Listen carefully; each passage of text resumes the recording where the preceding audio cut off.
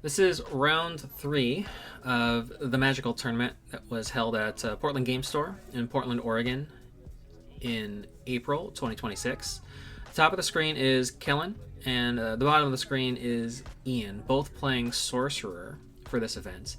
This event was kind of a flavor-based tournament in a series of tournaments called the Trials of Spring, and I believe there are 6 tournaments in that series throughout this season, hosted at the Portland Games Store, and designed to be kind of like a flavor forward format, where each tournament has a locked pool of 6 avatars that you get to choose to use, and they do some things to kind of encourage more experimentation in play. Like they allow players to proxy avatars if they need to, if they don't own those avatars. And that really I think we've seen that on camera in other games in this series before, but that really only comes into play practically for the most part if people are playing one of the original alpha elementals, just because the price on those is getting a little expensive these days. We have also just seen like some people proxying some avatars just for fun, because proxies are allowed. So people made some fun proxies and played them, just not because they didn't have the avatar necessarily, just because it was a fun thing to do. Turn 2 for Kellen. He's got a ramp start here, and then unfortunately it doesn't look like a ton to ramp into. So he's got that City of Glass on his home site there. He has now activated it by playing a Field of Fixus. That gives him three mana in his mana pool plus a Mix Air on the table. So he's gonna have a pretty fast start here. If needed.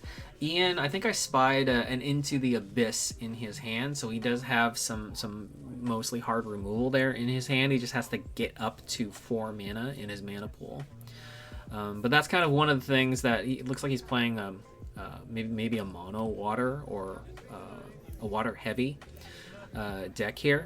And that's one of the things that water is really good at. Water is really good at getting into the mid game, establishing that 4 or 5 or 6 mana pool base, and then just having answers. Like he has a Lord of Lies in his hand. That's always terrifying.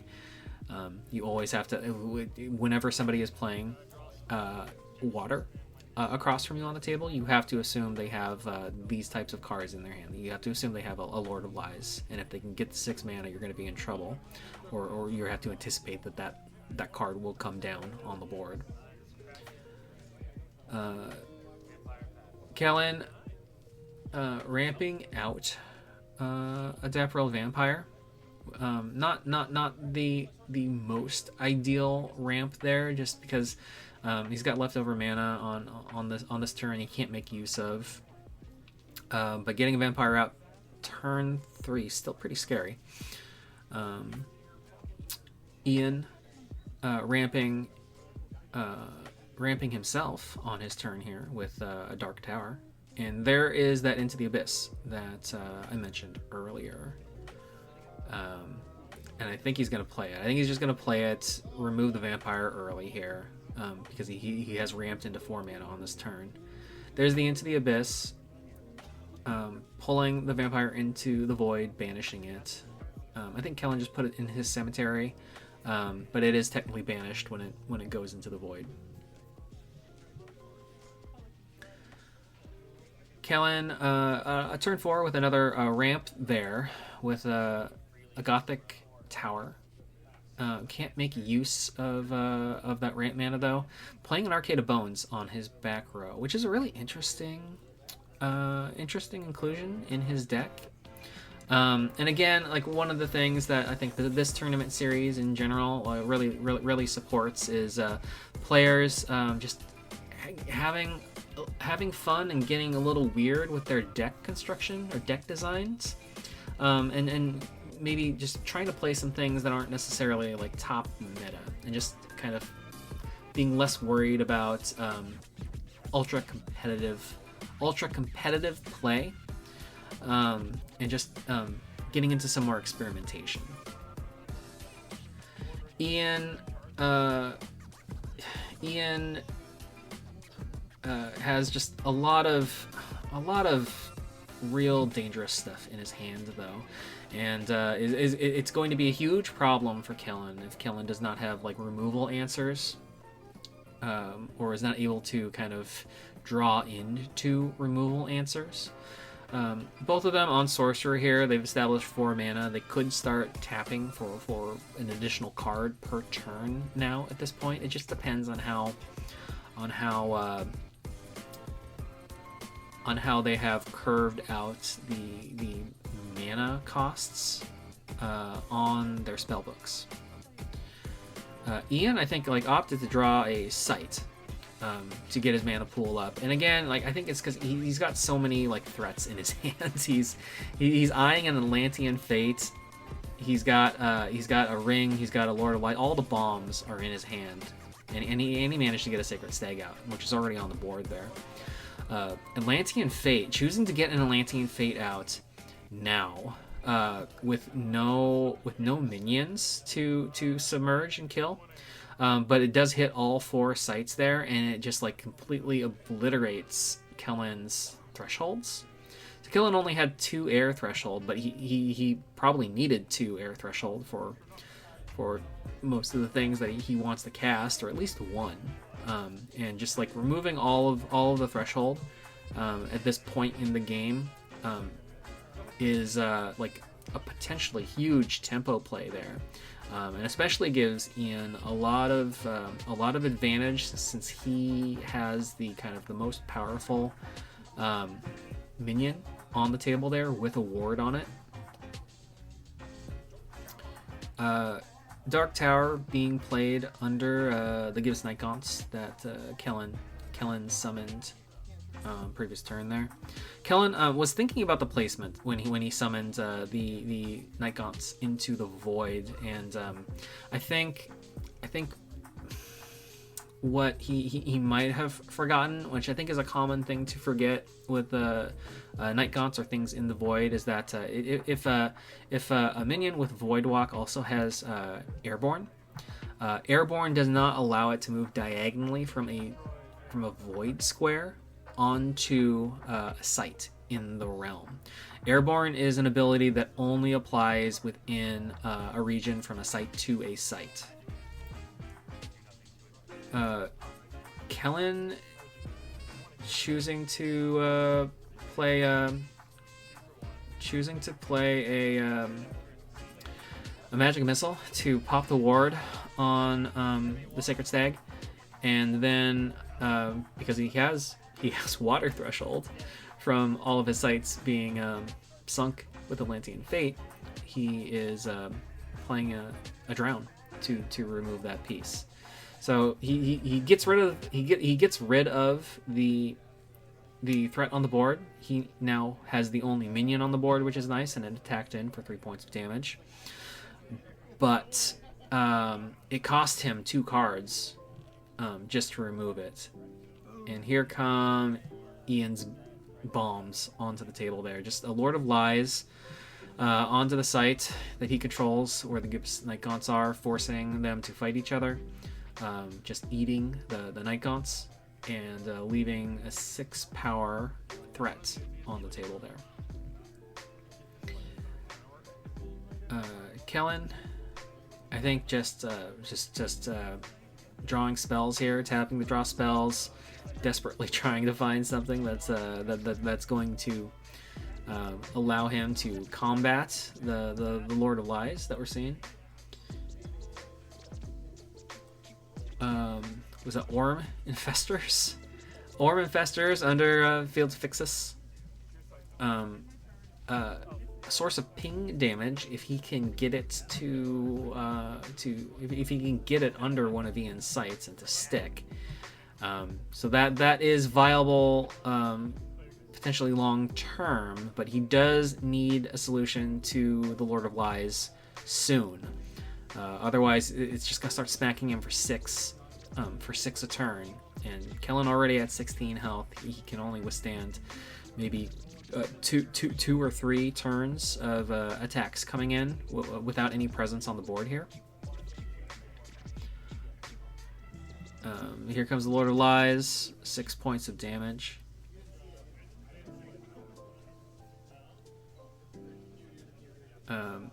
Ian just like, yeah, he's got a Wendigo in his hand now, so he could just raw cast that, right, for 6 mana, and then puts a 5 power body on the board there for him. I think I would be surprised if that wasn't the play.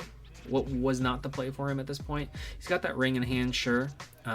I am of the opinion that like a ring you want to kind of keep in your hand, and you only want to play it when you're going to be able to get maximum tactical advantage or value out of it at a key point to, you know, ping something off of the board that you need off the board, or kind of ping your opponent for door, or ping your opponent for the final point when they're on door.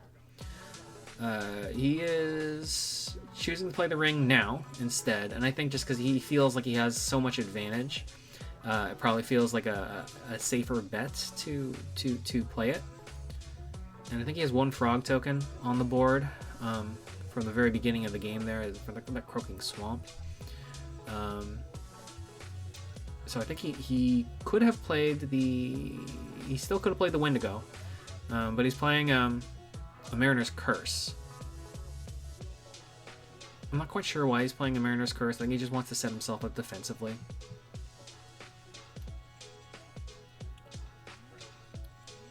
I mean, the Mariner's Curse is not going to do anything with the Orm Infestors.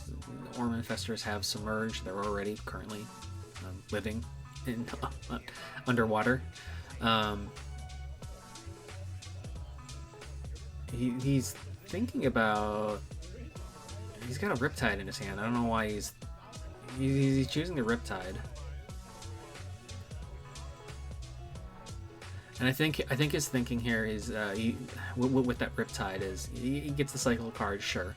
It moves the Lord of Lies, and the Lord of Lies is just really threatening Kellen's Sorcerer there. Like, if Kellen does not move his Sorcerer, Lord of Lies is going to attack in to City of Glass for 6 points of damage, and then force a fight between Lord of Lies and the Sorcerer for another 6 points of damage.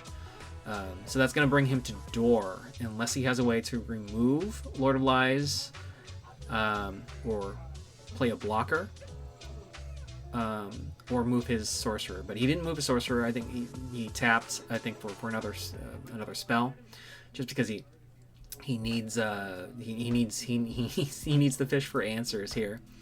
The Gaunt buys him another turn to block at the very least. So, I mean, that keeps the potential damage coming in with what Ian currently has on the board to maybe 6.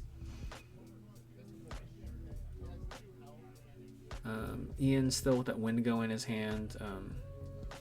Another Spring River. I think Ian did he draw a Sight for turn? I'm not sure why he wants 7 mana, more than an extra card, but he's so far up on advantage that I think he can afford to make those plays, I think.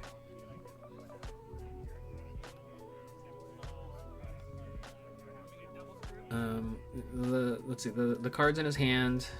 We're looking at that Wendigo, and then I don't remember what that second card is that he's shuffling around. He's attempting to attack in for 6. Yeah, Kellen has to block, otherwise he's going to go to door there. Choosing to fight so blocking with the Gaunt, but then Ian choosing to fight the Avatar for 6 points of damage, bringing Kellen to 5. Kellen did heal a point previous turn there because of the Orm Infestor.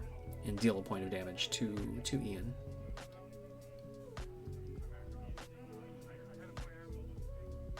Wendigo coming down onto the board here now. So it is unlikely that Kellen is going to be able to prevent himself from going to door on the next turn.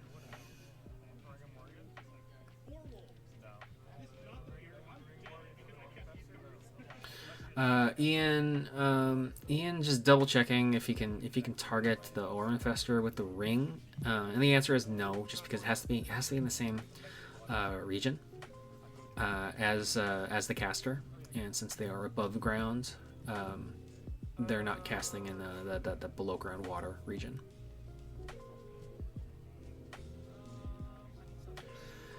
Kellen drawing a spell for turn. Tapping for a second spell. Just, again, hoping, digging for some answers here. He's got to find a way to deal with the Lord of Lies. He's got to find a way to deal with this Wendigo now coming in. Lord of Lies, the immediate threat, just because he can't allow that to continue to exist, just by virtue of it being able to just like straight up declare a fight if it shares a site with his avatar. Just one, because he's going to go to door. He's probably going to go to the door no matter what here. And if Lord of Lies hangs around, it has the ability to just end the game on the next turn after he's at door.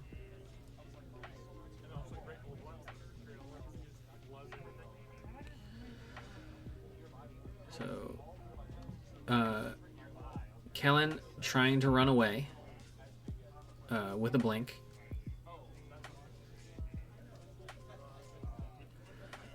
And Kellen still being choked out here with the thresholds potentially, playing a Tombstone Warden, and I'm almost positive that Kellen has forgotten the Lord of Lies ability, and how that is going to play out here, just because on Ian's turn, when Kellen passes turn here, the Tombstone Wardens will become a 5-power airborne minion, and the Lord of Lies can just force an attack.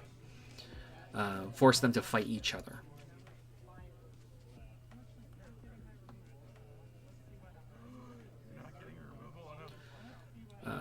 So Ian just kind of like just firmly in the lead here, and unfortunately for Kellen, just because Kellen hasn't been able to draw kind of any answer that he needs to combat what's on the table.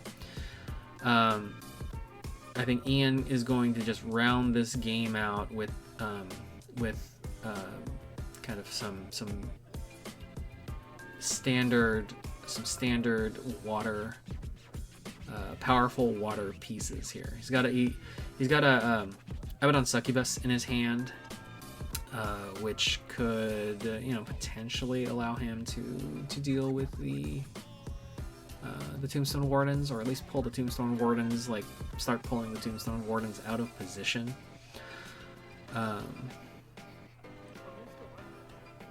It looks like Ian's forcing a fight with the Tombstone Wardens,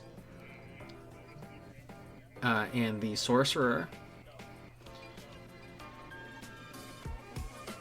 Abaddon Succubus coming in, forcing them to take a step forward, and I think dealing 2 points of damage to them and healing for 2. I think it's only 3. Yeah. So Kellen's jumping the gun there. It's only 3 points of damage so far, and the Tombstone Wardens have a power of 5. So there's got to be an additional 2 points of damage dealt to the Wardens to remove them. This is a lot of dancing around here for Ian, but it looks like he has in his hand. He's got a grapple shot. He's got a Led Astray, and the Mariner's Curse. I mean, grapple shot is just kind of like a finisher. Led Astray also a finisher. Once Kellen goes to the door, because Kellen's going to go to door on this turn here. grapple shotting. I think choosing the Abaddon Succubus to just grapple shot for another 2 points. Yeah, so he can attack in and get into position with the Wendigo for 5. Lord of Lies could take a reposition move if it wanted to, but he's just going past turn. Kellen is kind of like in a corner here at this point. I think it's highly unlikely that he's going to be able to stabilize the board. I'm trying to think what could keep him alive at this point of the game. And if I was Kellen, I didn't know what Ian had in his hand. Maybe if Kellen had an Atlantean Fate of his own in his deck, he could remove the Wendigo and the Succubus. But then he'd also have to like know to move the Sorcerer out of range. So Ian couldn't let astray, and then attack in with the Lord of Lies. Kellen going ahead and just conceding. He didn't have the answers that he needed on that game, and that's it for game 3 here. A fun game to watch. I think like Kellen's trying to do something a little fun with maybe like an undead theme, an undead package there. I see a black mass maybe in his hands, so definitely like a kind of an evil undead package on his sorcerer. And then Ian's deck just looks like an air, a water air, standard good stuff with Sorcerer. So really fun game to watch. That was again game 3 of the Magical tournament here, and we will move on to round 4, the final match next.